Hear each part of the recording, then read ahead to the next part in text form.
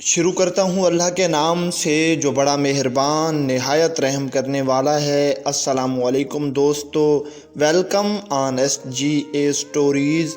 دوستو، قرآن پاک میں اللہ تعالیٰ نے حضرت آدم علیہ السلام کا ذکر مختلف جگہوں پر مختلف انداز سے کیا ہے۔ یہاں پر ہم ایک سورت کی چند آیات کا خلاصہ کریں گے۔ اور یاد کرو جب تمہارے رب نے فرشتوں میں فرمایا میں زمین میں اپنا نائب بنانے والا ہوں، تو فرشتے بولے کیا اس کو نائب کرے گا جو زمین میں فساد پھیلائے اور خون ریزیاں کرے، اور ہم تجھے سراہتے ہوئے تیری تسبیح کرتے ہیں اور تیری پاکی بولتے ہیں۔ اللہ تعالیٰ نے فرمایا مجھے معلوم ہے جو تم نہیں جانتے، اور اللہ تعالیٰ نے حضرت آدم علیہ السلام کو تمام اشیاء کے نام سکھائے، پھر سب اشیاء کو ملائکہ پر پیش کر کے فرمایا اگر تم سچے ہو تو ان کے نام بتاؤ۔ فرشتے بولے پاکی ہے تجھے، ہمیں کچھ علم نہیں مگر جتنا تو نے ہمیں سکھایا ہے، بے شک تو ہی حکمت والا ہے۔ تو اللہ تعالیٰ نے فرمایا اے آدم تو بتا دے ان سب اشیاء کے نام۔ جب حضرت آدم علیہ السلام نے انہیں ان سب اشیاء کے نام بتا دیے تو اللہ تعالیٰ نے فرمایا میں نہ کہتا تھا کہ میں جانتا ہوں آسمانوں اور زمینوں کی سب چھپی ہوئی چیزیں، اور میں جانتا ہوں جو کچھ تم ظاہر کرتے ہو اور جو کچھ تم چھپاتے ہو۔ پھر اللہ کریم فرماتے ہیں کہ یاد کرو جب ہم نے فرشتوں کو حکم دیا آدم علیہ السلام کو سجدہ کرو تو سب نے سجدہ کیا سوائے ابلیس کے، اور وہ منکر ہو گیا، اس نے غرور کیا اور وہ کافر ہو گیا۔ اور ہم نے فرمایا کہ اے آدم تو اور تیری بیوی اس جنت میں رہو اور اس میں سے کھاؤ بے روک ٹوک جہاں تمہارا جی چاہے، مگر اس پیڑ کے پاس نہ جانا کہ حد سے بڑھنے والوں میں سے ہو جاؤ گے۔ شیطان نے جنت سے انہیں لغزش دی اور جہاں رہتے تھے وہاں سے انہیں الگ کر دیا، اور ہم نے فرمایا نیچے اترو، تمہیں ایک وقت تک زمین میں ٹھہرنا اور برتنا ہے۔ پھر سیکھ لیے آدم علیہ السلام نے اپنے رب سے کچھ کلمے، تو اللہ تعالیٰ نے اس کی توبہ قبول کی، بے شک وہی ہے بہت توبہ قبول کرنے والا اور مہربان۔ ہم نے فرمایا تم سب جنت سے اتر جاؤ، پھر تمہارے پاس میری طرف سے کوئی ہدایت آئے تو جو میری ہدایت کا پیروکار ہوا اسے نہ کوئی اندیشہ اور نہ کوئی غم ہوگا، اور وہ جو کفر کریں گے اور میری آیتیں جھٹلائیں گے وہ دوزخ والے ہیں اور ان کو دوزخ میں ہمیشہ کے لیے رہنا ہے۔ خلافت ارضی یعنی زمین میں اللہ تعالیٰ کی خلافت۔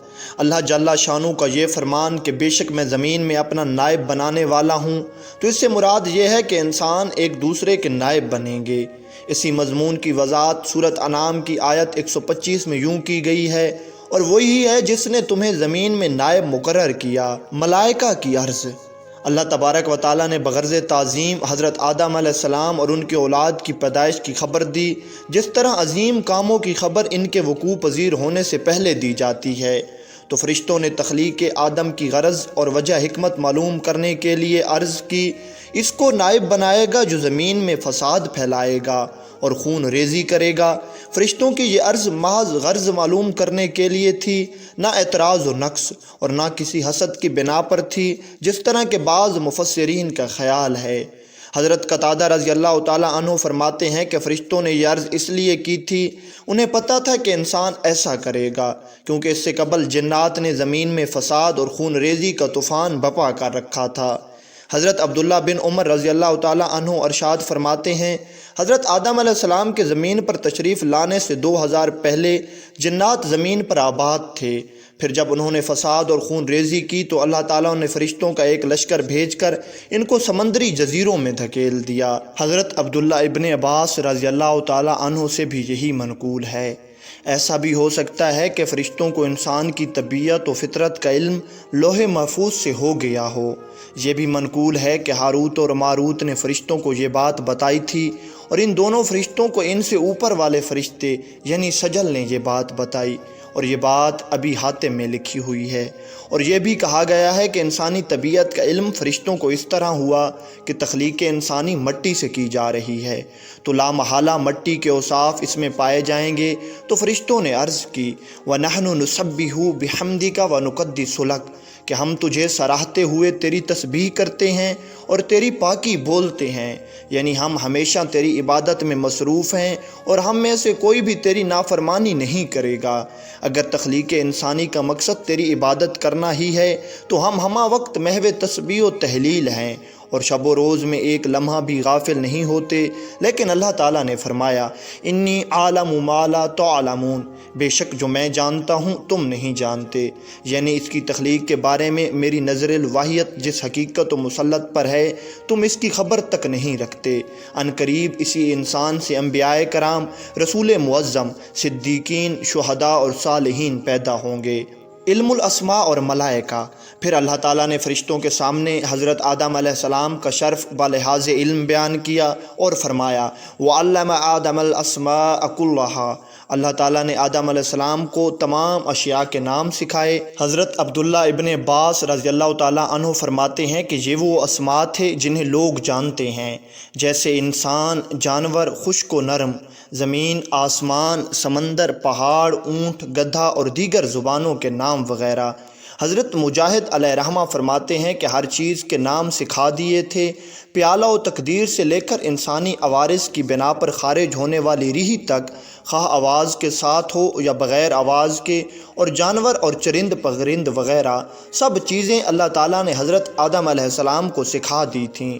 حضرت سعید بن جبیر اور حضرت قتادہ علیہ رحمہ کی بھی یہی رائے ہے۔ حضرت ربیع رحمۃ اللہ علیہ فرماتے ہیں کہ حضرت آدم علیہ السلام کو ملائکہ کے نام بھی سکھائے گئے۔ حضرت عبد الرحمن بن زید رحمۃ اللہ علیہ فرماتے ہیں کہ انہیں ان کی اولاد کے نام بتائے گئے، جبکہ صحیح بات یہی ہے کہ جس کی طرف حضرت ابن عباس رضی اللہ تعالیٰ عنہ نے ارشاد فرمایا وہ اسماء ذوات اور ان کے سب چھوٹے بڑوں کے نام بتائے گئے۔ امام بخاری و مسلم علیہ رحمہ نے سعید و حشام کی ترک اور قتادہ و انس بن مالک رضی اللہ تعالیٰ عنہ کے حوالے سے روایت کیا ہے کہ تاجدار کائنات حضور صلی اللہ علیہ وآلہ وسلم نے فرمایا روز حشر تمام مومنین جمع ہو کر آپس میں کہیں گے کاش اللہ تعالیٰ کے حضور ہماری کوئی سفارش کرے۔ پھر وہ حضرت آدم علیہ السلام کے پاس حاضر ہو کر عرض کریں گے آپ ابو البشر ہیں، اللہ تعالیٰ نے آپ کو اپنے دست قدرت سے پیدا فرمایا اور فرشتوں سے آپ کو سجدہ کرایا اور ہر چیز کے نام آپ کو سکھا دیے۔ اس حدیث کے باقی حصے کا موضوع کسی اور طرف ہے، لیکن یہاں تک یہ بات ہے کہ اللہ تعالیٰ نے حضرت آدم علیہ السلام کو تمام چیزوں کے نام سکھا دیے۔ پھر اللہ تعالیٰ نے سب اشیاء کو ملائکہ پر پیش کر کے فرمایا اگر تم سچے ہو تو ان کے نام بتاؤ۔ حضرت حسن بصری رحمۃ اللہ علیہ فرماتے ہیں کہ جب اللہ تعالیٰ نے حضرت آدم علیہ السلام کو پیدا کرنے کا ارادہ فرما لیا تو فرشتوں نے آپس میں کہا اللہ تعالیٰ کسی ایسی مخلوق کو پیدا نہ فرمائے گا جو ہم سے زیادہ جانتی ہوگی۔ پھر بطور آزمائش ان سے کہا گیا اگر تم اپنے خیال میں سچے ہو تو پھر ان اشیاء کے نام بتاؤ۔ پھر فرشتوں نے عرض کی سبحانک لا علم لنا الا ما علمتنا، پاکی ہے تجھے ہمیں کچھ علم نہیں مگر جتنا تو نے ہمیں سکھایا، بے شک تو ہی علم و حکمت والا ہے۔ یعنی اے رب العالمین آپ کے سکھائے بغیر آپ کے علم میں سے کوئی بھی شخص کسی چیز کا احاطہ نہیں کر سکتا۔ دوسرے مقام پہ خود اللہ تعالیٰ نے فرمایا وہ نہیں پاتے اس کے علم میں سے مگر جتنا وہ چاہتا ہے۔ پھر اللہ تعالیٰ نے فرمایا اے آدم تم ان کو ان سب اشیاء کے نام بتا دو۔ پس آدم علیہ السلام نے انہیں سب کے نام بتا دیے۔ اللہ تعالیٰ نے فرمایا میں نہ کہتا تھا کہ میں جانتا ہوں آسمانوں اور زمینوں کی سب چھپی ہوئی چیزیں، اور میں جانتا ہوں جو کچھ تم ظاہر کرتے ہو اور جو کچھ تم چھپاتے ہو۔ یعنی اللہ تعالیٰ مخفی و پوشیدہ چیزوں کو ایسے جانتے ہیں جس طرح ظاہر کو کوئی جانتا ہو۔ علماء لکھتے ہیں کہ اللہ تعالیٰ کے اس ارشاد گرامی کا اس طرف اشارہ تھا جو فرشتوں نے بارگاہ رب العالمین میں عرض کی کیا تو اس کو بنائے گا خلیفہ جو زمین میں فساد پھیلائے اور خون ریزیاں کرے؟ اور اس سے مراد ابلیس کا اپنے دل میں تکبر اور حضرت آدم علیہ السلام پر برتری کا وہ تصور ہے جو اس نے اپنے دل میں چھپا رکھا تھا۔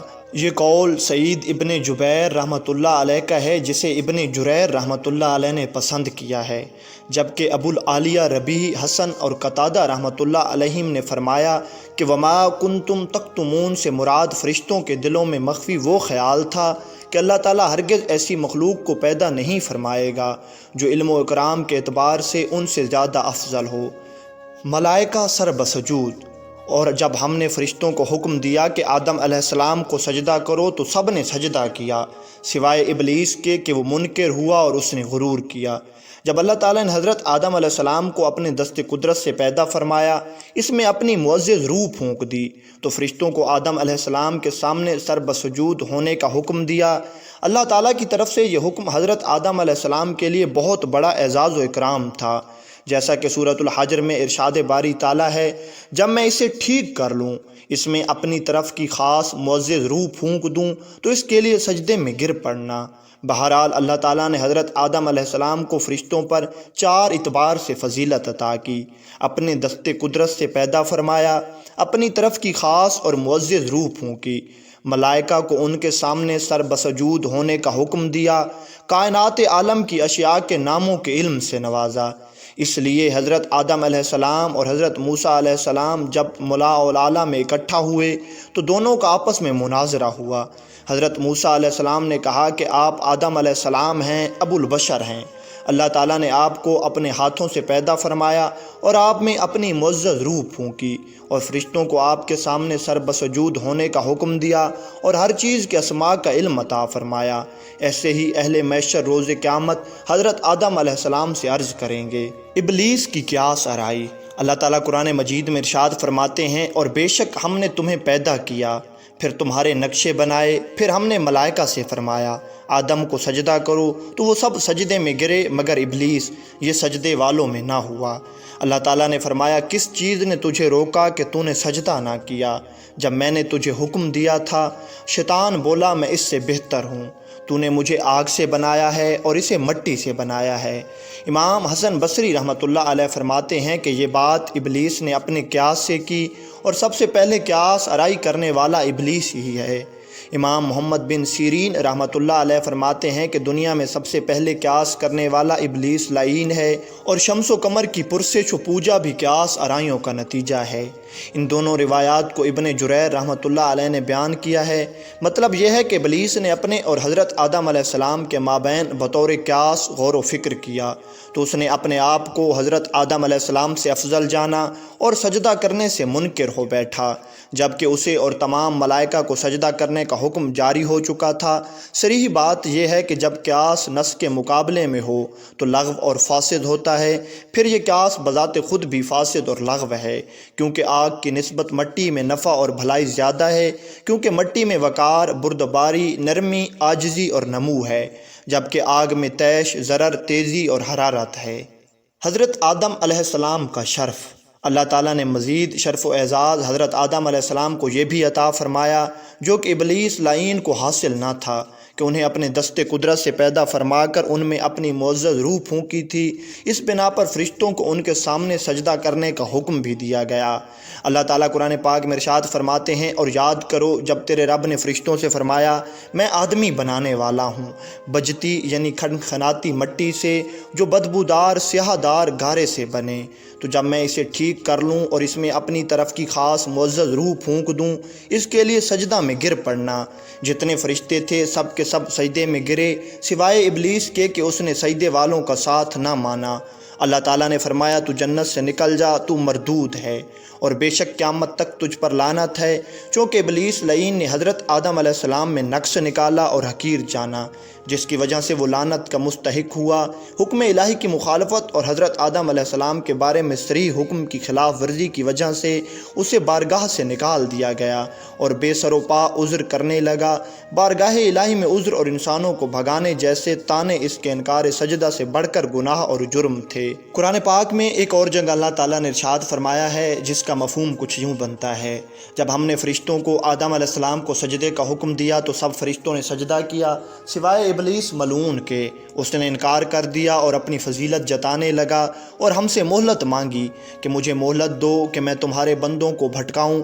اللہ تعالیٰ نے اسے مہلت دے دی اور فرمایا کہ جاؤ، تمہیں قیامت تک مہلت ہے، میرے جو بندے تیری بات مانیں گے اور تیری راہ پر چلیں گے انہیں میں جہنم میں ڈال دوں گا، لیکن بے شک جو میرے بندے ہیں ان پر تیرا کچھ کام نہیں ہونے والا۔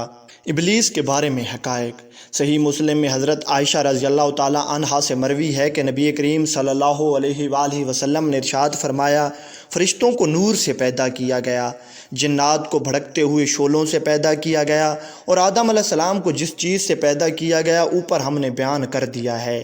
امام حسن بصری رحمۃ اللہ علیہ فرماتے ہیں کہ ابلیس پلک جھپکنے کے برابر بھی فرشتوں میں سے نہ تھا۔ حضرت شہر بن حوشب فرماتے ہیں کہ ابلیس جنات میں سے تھا۔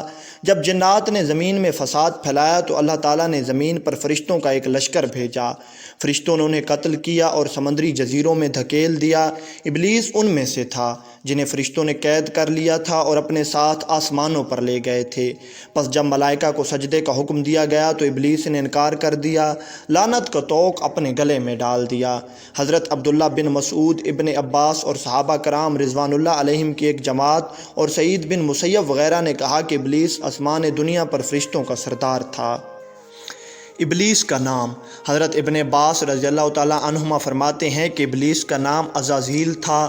آپ ہی سے ایک روایت یہ بھی ہے کہ اس کا نام حارث تھا۔ نقاش کہتے ہیں کہ اس کی کنیت ابو کردوس تھی۔ حضرت عبداللہ ابن عباس رضی اللہ تعالیٰ عنہ فرماتے ہیں کہ یہ فرشتوں کی ایک جماعت میں سے تھا جنہیں جن کہا جاتا ہے، اور وہ جنت کے خزان ہیں۔ علم و عبادت کے اعتبار سے ابلیس ان تمام پر فائق و برتر تھا۔ اس کے 4 پر تھے، پھر اللہ تعالیٰ نے اس کو شیطان مردود بنا دیا، لیکن جب اس نے حضرت آدم علیہ السلام کو سجدہ کرنے سے انکار کر دیا تو اس کی سب عبادت رائے گاں چلی گئی، اور اس نے غرور و تکبر کیا اور اللہ تعالیٰ نے اسے لعنتی بنا دیا اور وہاں سے نکال دیا۔ اللہ تعالیٰ نے اسے مہلت بھی دے دی کہ وہ اس کے بندوں کو بھٹکا سکتا ہے، لیکن اللہ تعالیٰ نے فرمایا تھا کہ جو تیری پیروی کریں گے میں انہیں جہنم میں ڈال دوں گا، اور بے شک جو میرے بندے ہوں گے وہ تیرے جھانسوں میں نہیں آئیں گے۔ امام احمد رحمۃ اللہ علیہ فرماتے ہیں کہ حضور نبی کریم صلی اللہ علیہ وآلہ وسلم نے فرمایا کہ شیطان اولاد آدم کو گمراہ کرنے کے لیے راستوں میں بیٹھا ہوا ہے۔ کن فرشتوں نے سجدہ کیا؟ مفسرین کرام کا اس بارے میں اختلاف ہے کہ کن فرشتوں کو سجدہ کرنے کا حکم دیا گیا۔ جمہور کا قول ہے کہ تمام فرشتوں کو حکم دیا گیا۔ آیت طیبہ کا عموم بھی اس پر دلالت کرتا ہے۔ علامہ ابن جریر رحمۃ اللہ علیہ نے ضحاک رحمۃ اللہ علیہ کے ترک سے حضرت ابن عباس رضی اللہ تعالیٰ عنہ سے روایت کیا ہے کہ یہ حکم صرف زمین کے فرشتوں کو تھا۔ اگرچہ بعض متاخرین نے بھی اسی قول کو ترجیح دی ہے، لیکن ظاہر اور صحیح روایت یہی ہے کہ سجدے کا حکم تمام فرشتوں کو تھا۔ ایک حدیث طیبہ بھی اس مفہوم پر دلالت کرتی ہے جس میں ارشاد فرمایا گیا ہے، اور سجدہ ملائکہ نے کیا، اور ملائکہ میں تمام فرشتے آ جاتے ہیں۔ اللہ تبارک و تعالیٰ کے ابلیس سے یہ فرمانا یہاں سے نکل جا اس بات پر دلالت کرتا ہے کہ ابلیس اس وقت آسمان پر تھا جہاں سے اسے نکلنے اور اترنے کا حکم دیا گیا۔ عبادت و اطاعت الہی کی بنا پر اس نے فرشتوں کے ساتھ مقام و عزت و قرب پا لیا تھا، لیکن غرور اور حضرت آدم علیہ السلام کے ساتھ حسد، اللہ تبارک و تعالیٰ کے ابلیس سے یہ فرمانا یہاں سے نکل جا اس بات پر دلالت کرتا ہے کہ ابلیس اس وقت آسمان پر تھا جہاں سے اسے نکلنے اور اترنے کا حکم دیا گیا۔ عبادت و اطاعت الہی کی بنا پر اس نے فرشتوں کے ساتھ مقام عزت و قرب پا لیا تھا، لیکن غرور اور حضرت آدم علیہ السلام کے ساتھ حسد اور اللہ تعالیٰ کے حکم کی خلاف ورزی کی وجہ سے اسے یہ مقام چھن گیا اور اسے راندہ درگاہ کر کے زمین پر بھیج دیا گیا۔ جنت میں سکونت۔ اللہ تعالیٰ نے حضرت آدم علیہ السلام کو حکم دیا کہ وہ اور اس کی بیوی جنت میں رہیں۔ ارشاد باری تعالیٰ ہوا اور ہم نے فرمایا اے آدم علیہ السلام تو اور تیری بیوی اس جنت میں رہو اور کھاؤ اس میں بے روک ٹوک جہاں تمہارا جی چاہے، مگر اس پیڑ کے پاس نہ جانا کہ حد سے بڑھنے والوں میں سے ہو جاؤ گے۔ حضرت حوا علیہ السلام کی پیدائش۔ صدی نے ابو صالح اور ابو مالک، ابن عباس، مرہ اور ابن مسعود اور دیگر کئی صحابہ کرام رضوان اللہ علیہم اجمعین کے توسط سے روایت کیا ہے، ابلیس کے جنت سے نکل جانے کے بعد حضرت آدم علیہ السلام جنت میں تنہائی کے عالم میں رہتے تھے۔ آپ ایک دن اپنی نیند سے بیدار ہوئے تو دیکھ کر محو حیرت ہو گئے۔ ان کے سر مبارک کے پاس ایک عورت بیٹھی ہوئی ہے جسے اللہ تعالیٰ نے ان کی پسلی سے پیدا کیا تھا۔ آپ نے ان سے پوچھا کہ تو کون ہے؟ تو کس لیے پیدا ہوئی؟ اس نے عرض کی کہ میں تیرے سکون اور راحت کے لیے پیدا کی گئی ہوں۔ فرشتے جو اس سارے منظر کو ملاحظہ فرما رہے تھے انہوں نے حضرت آدم علیہ السلام کے بحر علوم ہونے کا اندازہ لگانے کے لیے عرض کی اے ابو البشر اس کا نام کیا ہے؟ آپ نے فرمایا حوا۔ فرشتوں نے عرض کی حوا کیوں؟ فرمایا اس کے لیے کہ اسے زندہ چیز سے پیدا کیا گیا۔ محمد بن اسحاق رحمۃ اللہ علیہ حضرت ابن عباس رضی اللہ تعالیٰ عنہ سے روایت کرتے ہیں، حضرت حوا علیہ السلام کو چھوٹی بائیں پسلی سے پیدا کیا گیا جب حضرت آدم علیہ السلام محو استراحت تھے، پھر اس چھگاف کو گوشت سے بھر دیا گیا۔ اس قول کی تائید اللہ تعالیٰ کے اس قول سے ہوتی ہے کہ اے لوگو، اپنے رب سے ڈرو جس نے تمہیں ایک جان سے پیدا کیا اور اسی میں سے اس کا جوڑا بنایا اور ان دونوں سے بہت سے مرد اور عورت پھیلا دیے۔ ایک اور جگہ پر ارشاد ہوا کہ وہی اللہ ہے جس نے تمہیں ایک جان سے پیدا کیا اور اس میں سے اس کا جوڑا بنایا تاکہ اس سے چین پائے۔ شجر ممنوعہ کیا تھا؟ مفسرین اعظام کا اس بارے میں اختلاف ہے کہ شجر ممنوعہ کس چیز کا درخت تھا۔ حضرت عبداللہ ابن عباس، سعید بن جبیر، امام شیبی، جادہ بن حبیرہ، محمد بن قیس، سعدی اور حضرت عبداللہ بن مسعود رضی اللہ تعالیٰ عنہم اور دیگر کئی صحابہ کرام سے مروی ہے کہ وہ درخت انگور کا درخت تھا، جبکہ ابن عباس اور ابن مسعود اور دیگر صحابہ کرام رضوان اللہ علیہم سے ایک روایت کے مطابق اس درخت کو یہود کی روایت کے مطابق گندم کی بالی کہا گیا ہے۔ حضرت وہب رضی اللہ تعالیٰ عنہ فرماتے ہیں کہ اس کا پھل مکھن سے زیادہ نرم اور شہد سے زیادہ میٹھا تھا۔ امام ثوری رحمۃ اللہ علیہ نے ابو حسین رضی اللہ تعالیٰ عنہ اور ابو مالک رضی اللہ تعالیٰ عنہ سے روایت کیا ہے کہ وہ درخت کھجور کا تھا۔ ابن جریح رحمۃ اللہ علیہ نے حضرت مجاہد رحمۃ اللہ علیہ سے نقل کیا ہے کہ وہ زیتون کا درخت تھا۔ حضرت قتادہ رحمۃ اللہ علیہ کا قول بھی یہی ہے۔ حضرت ابو عالیہ رحمۃ اللہ علیہ فرماتے ہیں کہ وہ ایسا درخت تھا کہ جس کے کھانے سے انسان ناپاک ہو جاتا ہے، جبکہ جنت میں ناپاک ہونا غیر مناسب سی بات ہے۔ بہرحال یہ اختلاف معمولی ہے۔ اللہ تعالیٰ نے اس کے ذکر اور اس کے تعین میں ابہام رکھا، اور ابہام میں یقیناً کوئی مصلحت کار فرما ہوگی۔ اگر اس کے ذکر میں کوئی مصلحت ہوتی تو ضرور اس کی تفصیل سے آگاہ کیا جاتا، جس طرح اس کے علاوہ کئی چیزیں قرآن پاک میں مبہم ہیں۔ حضرت آدم علیہ السلام کی جنت کہاں تھی؟ علماء کا اس بارے میں بھی اختلاف ہے کہ حضرت آدم علیہ السلام جس جنت میں قیام پذیر تھے وہ آسمان پر تھی یا زمین پر۔ اس اختلاف سے نکلنا بھی بہت ضروری ہے۔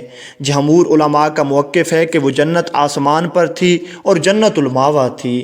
آیات اور احادیث کے ظاہر سے بھی یہی بات اجاں ہوتی ہے، جیسا کہ حضرت موسیٰ علیہ السلام نے حضرت آدم علیہ السلام سے کہا، کیا آپ ہی ہیں جنہوں نے ہمیں اور اپنے آپ کو جنت سے نکالا؟ امام مسلم رحمۃ اللہ علیہ نے اپنی صحیح میں حضرت حذیفہ رضی اللہ تعالیٰ عنہ سے روایت کیا ہے کہ نبی کریم صلی اللہ علیہ وآلہ وسلم نے فرمایا، اللہ تعالیٰ میدان حشر میں لوگوں کو جمع فرمائے گا، پھر جنت کو مومنوں کے قریب کر دیا جائے گا۔ مومن حضرت آدم علیہ السلام کے حضور ہو کر عرض کریں گے، ہمارے لیے جنت کو کھولیں۔ آپ فرمائیں گے، کیا تمہیں تمہارے باپ کی خطا نے جنت سے نہ نکالا تھا؟ اس حدیث سے بھی یہی اجاں ہوتا ہے کہ وہ جنت جنت الماوا ہی تھی، لیکن کئی متاخرین اس سے اختلاف بھی کرتے ہیں۔ جس جنت میں حضرت آدم علیہ السلام قیام پذیر تھے وہ جنت خلد نہیں تھی، کیونکہ کئی ایک باتیں جنت ماوا ہونے کے منافی ہیں۔ مثلا حضرت آدم علیہ السلام کو پھل نہ کھانے کا مکلف کیا گیا۔ حضرت آدم علیہ السلام وہاں محو استراحت ہوئے، پھر وہاں سے باہر تشریف لائے اور ابلیس لعین اس میں داخل ہوا۔ یہ قول ابی ابن کعب، عبداللہ بن عباس، وہب بن منبع، سفیان بن عینیہ رضی اللہ تعالیٰ عنہ سے منقول ہے۔ ابن قتیبہ رحمۃ اللہ علیہ نے المعارف میں اس کو پسند فرمایا، اور ان کے علاوہ کئی بزرگان دین کی رائے بھی یہی ہے۔ یہ قول تورات کی نص ہے جو اہل کتاب کے ہاتھوں میں ہے۔ ابو قاسم راغب اور قاضی ماوردی رحمۃ اللہ علیہ نے اپنی تفسیر میں بیان کیا ہے کہ حضرت آدم اور حوا علیہ السلام کو جس جنت میں سکونت دی گئی تھی اس میں اختلاف ہے کہ وہ دائمی جنت تھی یا عارضی۔ ایک قول تو یہ ہے کہ وہ جنت خلد تھی، اور دوسرا قول یہ ہے کہ اللہ تعالیٰ نے وہ جنت ان کے لیے بطور آزمائش تیار کی تھی۔ وہ دار الخلد نہ تھا جسے دار الجزا کہتے ہیں۔ آیا وہ جنت آسمان میں تھی یا زمین میں؟ اس میں بھی دو قول ہیں۔ امام حسن بصری رحمۃ اللہ علیہ کا قول ہے کہ وہ جنت آسمان میں تھی، اس لیے ان دونوں کو وہاں سے اترنے کا حکم ہوا، اور دوسرا قول یہ ہے کہ وہ جنت زمین میں تھی جس میں دونوں سے امتحان لیا گیا اور شجرہ مقصوصہ سے روکا گیا۔ ابن یحییٰ نے بھی یوں ہی بیان کیا، اور یہ سارا واقعہ ابلیس کو سجدے کا حکم دینے کے بعد کا ہے۔ یہ کلام 3 اقوال پر مشتمل ہے، اور محسوس ہوتا ہے کہ قاضی ماوردی رحمۃ اللہ علیہ اس مسئلے میں توقف کرتے ہیں، اور ابو عبداللہ رازی نے اپنی تفسیر میں 4 اقوال احوال بیان کیے ہیں۔ 3 تو وہی ہیں جو ماوردی نے بیان کیے، اور چوتھا توقف کا ہے۔ ابو علی جبائی کہتے ہیں کہ وہ جنت ہے تو آسمان میں، لیکن جنت الماوا نہیں ہے۔ جو حضرات یہ کہتے ہیں کہ جنت زمین پر تھی، ان کی طرف سے ایک اشکال وارد ہوتا ہے کہ اس میں کوئی شک نہیں کہ ابلیس جس وقت حضرت آدم علیہ السلام کو سجدہ کرنے سے انکار کیا تو اللہ تعالیٰ نے ابلیس کو ملعون قرار دے کر راندہ درگاہ کر دیا اور اسے وہاں سے اترنے اور نکل جانے کا حکم دیا۔ یہ حکم شرعی نہ تھا کہ جس کی مخالفت ممکن ہو، بلکہ یہ حکم تکوینی تھا جس کی مخالفت ممکن نہیں ہے بلکہ ہو کر ہی رہنا ہے۔ اللہ تعالیٰ نے قرآن پاک میں شیطان کا اور آدم علیہ السلام کا جو مکالمہ پیش کیا ہے اس میں یہ الفاظ ہیں کہ شیطان نے حضرت آدم علیہ السلام سے کہا تھا کہ تمہیں تمہارے رب نے اس پیڑ سے اس لیے منع فرمایا ہے کہ کہیں تم 2 فرشتے ہو جاؤ یا ہمیشہ جینے والے اور اس قسم کی کھائی کہ میں تم دونوں کا خیر خواہ ہوں۔ قرآن پاک کی 3 آیات میں جب اس جنت کا ذکر کیا گیا تو ان کی ضمیر اس جنت کی طرف ہوتی ہے جو آسمان پر ہو، لیکن قرآن پاک میں کہیں واضح طور پر یہ نہیں فرمایا گیا کہ وہ جنت زمین پر ہے یا آسمان پر۔ حدیثوں میں بھی یہ بات واضح طور پر بیان نہیں کی گئی کہ وہ جنت زمین پر ہے یا آسمان پر۔ احادیث میں جتنی بھی بار اس بات کا ذکر کیا گیا ہے اس سے کہیں یہ معنی مراد نہیں کہ آسمان سے اترو۔ اگر یہ تسلیم کر بھی لیا جائے کہ لفظ حبوس سے مراد اوپر سے نیچے اترنا ہے تو پھر بھی زمین پر جنت کے نہ ہونے کی یہ دلیل نہیں بن سکتی، کیونکہ حضرت آدم علیہ السلام جس جنت میں سکونت پذیر تھے وہ سطح زمین کے باقی حصوں سے بلند تھی۔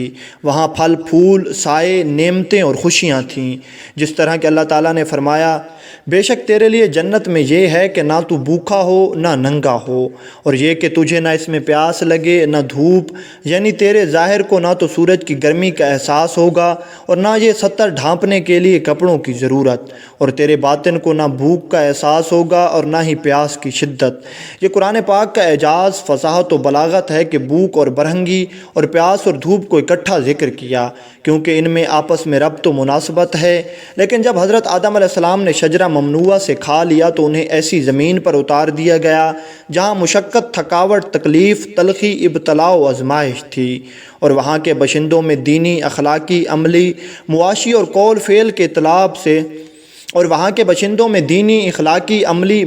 اور قول فعل کے اعتبار سے اختلاف و افتراق تھا۔ اللہ تعالیٰ فرماتے ہیں تمہیں ایک وقت تک زمین میں ٹھہرنا اور برتنا ہے۔ اس فرمان الہی سے بھی یہ بات لازم نہیں آتی کہ حضرت آدم و حوا علیہ السلام پہلے آسمان پہ تھے، بعد ازاں انہیں زمین پر بھیجا گیا، کیونکہ اس طرح کا حکم تو بنی اسرائیل کو بھی دیا گیا، اور ہم نے اس کے بعد بنی اسرائیل سے فرمایا تم اس زمین پر رہو، اور جب ہمارا وعدہ آ جائے تو ہم تمہیں اپنے پاس لے جائیں گے۔ بنی اسرائیل کو زمین پر ٹھہرنے کا حکم دیا گیا، لیکن یہ تو مراد نہیں کہ وہ آسمان سے اترے ہیں۔ وہ لوگ جن کا نظریہ یہ ہے کہ زمین جنت پر تھی، وہ یہ دلیل دیتے ہیں کہ جب حضرت آدم علیہ السلام کا وقت وصال قریب آیا تو انہوں نے جنت کے انگور کھانے کی خواہش کی۔ آپ کے بیٹے انگوروں کی تلاش میں نکل پڑے۔ دوران راہ ان کی ملاقات فرشتوں سے ہوئی۔ فرشتوں نے پوچھا کہ اے آدم علیہ السلام کے بیٹوں کہاں جا رہے ہو؟ انہوں نے کہا کہ ہمارے والد مکرم جنتی انگور تناول فرمانے کی چاہت فرما رہے ہیں۔ فرشتوں نے کہا کہ واپس پلٹ آؤ، ان کا وقت وصال قریب آ چکا ہے۔ بیٹے واپس پلٹ آئے۔ فرشتوں نے آپ کی روح قبض کی، غسل دیا، خوشبو لگائی اور کفن دفن کا اہتمام کیا۔ حضرت جبرائیل علیہ السلام نے نماز جنازہ پڑھی اور فرشتوں نے ان کی جماعت میں نماز جنازہ ادا کی اور انہیں دفن کر دیا گیا، اور آدم علیہ السلام کے بیٹوں سے یہ کہا کہ یہ تمہارے مردوں کی تجہیز و تکفین کا طریقہ ہے۔ اس روایت میں حضرت آدم علیہ السلام کا زمین پر جنتی انگوروں کی طلب کے لیے بیٹوں کو بھیجنا اس چیز کی شہادت ہے کہ زمین جنت پر تھی نہ کہ آسمان پر، کیونکہ اگر جنت آسمان پر ہوتی تو جنتی انگوروں کی تلاش میں بیٹے زمین میں نہ گھومتے۔ اس روایت کو عبداللہ بن امام احمد نے زیارات میں خطبہ بن خالد سے، اور انہوں نے حماد بن مسلم سے، انہوں نے حسن بصری سے، اور حسن بصری نے یحییٰ بن حمزہ سے، انہوں نے ابی بن کعب رضی اللہ تعالی عنہ سے روایت کیا ہے۔ خیر اس بارے میں علماء کرام کے اختلاف پایا جاتا ہے کہ وہ جنت زمین پر تھی یا آسمان پر۔ کچھ علماء کرام اس جنت کو زمین پر بتاتے ہیں تو کچھ علماء کرام اس جنت کو آسمان پر بتاتے ہیں۔ ہم دونوں طرح کے علماء کا انکار نہیں کر سکتے، کیونکہ دونوں طرف طرف جید علماء کرام پائے جاتے ہیں اور دونوں طرف کئی روایات ملتی ہیں۔ باقی اللہ تعالیٰ بہتر جانتا ہے کہ وہ جنت زمین پر تھی یا آسمان پر۔ قیام جنت اور وسوسہ۔ جب شیطان کو راندہ درگاہ کر دیا گیا تو شیطان نے انتقامی کارروائی کے طور پر حضرت آدم و حوا علیہ السلام کو پھسلانے کی کوشش کی۔ ارشاد باری تعالیٰ ہوا، شیطان نے جنت سے انہیں لغزش دی اور جہاں رہتے تھے وہاں سے انہیں الگ کر دیا، یعنی فرحت و انبساط اور سرور زندگی سے نکال کر علائش و اضطراب اور تلخ زندگی کی مشقت میں ڈال دیا اور دونوں کے قلوب میں وساوس کو مزین کر دیا۔ پھر ان دونوں کے جی میں شیطان نے خطرہ ڈالا کہ ان پر کھول دے ان کے شرم کی چیزیں جو ان سے چھپی تھیں، اور بولا کہ تمہیں تمہارے رب نے اس پیڑ سے اس لیے منع فرمایا ہے کہ کہیں تم دو فرشتے ہو جاؤ یا ہمیشہ جینے والے ہو جاؤ، یعنی اللہ تعالیٰ نے اس لیے منع فرمایا ہے کہ کہیں تم درخت کا پھل کھانے کے بعد فرشتے اور ہمیشہ زندہ رہنے والے نہ بن جاؤ، اور اگر تم کھا لو تو یقیناً ایسے ہی ہو جاؤ۔ اپنی بات کو پختہ کرنے کے لیے شیطان لعین نے قسم اٹھائی، مجھے قسم ہے کہ میں تم دونوں کا خیر خواہ ہوں۔ سورۃ طٰہٰ میں ارشاد ہوتا ہے کہ پس شیطان نے انہیں وسوسہ دیا اور بولا، اے آدم علیہ السلام، کیا میں تمہیں بتا دوں ہمیشہ جینے کا پیڑ اور وہ بادشاہی جو کہ پرانی نہ ہو؟ یعنی کیا میں تمہاری رہنمائی ایسے درخت کے بارے میں نہ کر دوں جس کا پھل اگر تم کھا لو تو تمہیں دائمی آسائش، فرحتیں اور مسرتیں میسر آ جائیں، اور ایسی بادشاہت مل جائے جسے کبھی زوال و انحطاط نہ ہو، حالانکہ سراسر یہ جھوٹ اور مکر و فریب تھا۔ ممکن ہے کہ حضرت آدم علیہ السلام جنت کے کسی اور درخت کے بارے میں سوچ رہے ہوں، شیطان کے وسوسے میں آ گئے، جیسا کہ نبی کریم صلی اللہ علیہ وآلہ وسلم سے حضرت ابو ہریرہ رضی اللہ تعالیٰ عنہ روایت کرتے ہیں کہ حضور نے فرمایا، جنت میں ایک ایسا درخت ہے کہ اگر جس کے سائے میں سوار 100 سال تک چلتا رہے تو اس کا سایہ ختم نہ ہو، اور وہ دائمی زندگی کا درخت ہے۔ حضرت آدم علیہ السلام نے شیطان لعین کی بات پر اس وقت اعتماد کر لیا جب اس نے قسم اٹھائی اور کہا کہ میں تمہارا خیر خواہ ہوں۔ حضرت حوا علیہ السلام نے پھل پہلے کھایا تھا اور حضرت آدم علیہ السلام نے بعد میں۔ حضرت حوا علیہ السلام نے ہی آپ کو پھل کھانے پر اکسایا تھا، واللہ عالم۔ اور اس پر وہ حدیث محمول ہے جسے امام بخاری رحمۃ اللہ علیہ نے روایت کیا ہے۔ حضرت ابو ہریرہ رضی اللہ تعالیٰ عنہ روایت کرتے ہیں کہ حضور نبی کریم صلی اللہ علیہ وآلہ وسلم ارشاد فرماتے ہیں، اگر بنی اسرائیل آئندہ دن کے لیے کھانا بچا کر نہ رکھتے تو کبھی گوشت خراب نہ ہوتا، اور اگر حضرت حوا علیہ السلام پھل کھانے میں خیانت نہ کرتی تو کوئی عورت بھی اپنے خاوند سے خیانت نہ کرتی۔ امام بخاری رحمۃ اللہ علیہ کے علاوہ امام مسلم رحمۃ اللہ علیہ اور امام احمد رحمۃ اللہ علیہ نے بھی اس حدیث کو روایت کیا ہے۔ اس وقت جو تورات اہل کتاب کے پاس ہے اس میں مذکور ہے کہ حضرت حوا علیہ السلام کو پھل کھانے پر سانپ نے اکسایا تھا۔ سانپ اس وقت خوش شکل اور عمدہ نسل تھا۔ حوا علیہ السلام نے اس کے کہنے پر کھا لیا اور پھر حضرت آدم علیہ السلام کو بھی کھلا دیا۔ تورات میں ابلیس کا ذکر نہیں ہے۔ تب ان کی آنکھیں کھلی تو حیران و ششدر رہ گئے کہ وہ تو برہنہ ہو چکے ہیں۔ پھر وہ زیتون کے درخت کے پاس آئے اور زیتون کے پتوں سے اپنے ستر کو چھپانے لگے۔ تورات میں مذکور ہے کہ وہاں دونوں برہنہ تھے۔ حضرت وہب بن منبع رضی اللہ تعالیٰ عنہ فرماتے ہیں کہ دونوں کا لباس ایک نور تھا جو دونوں کی شرمگاہوں کو چھپائے ہوئے تھا۔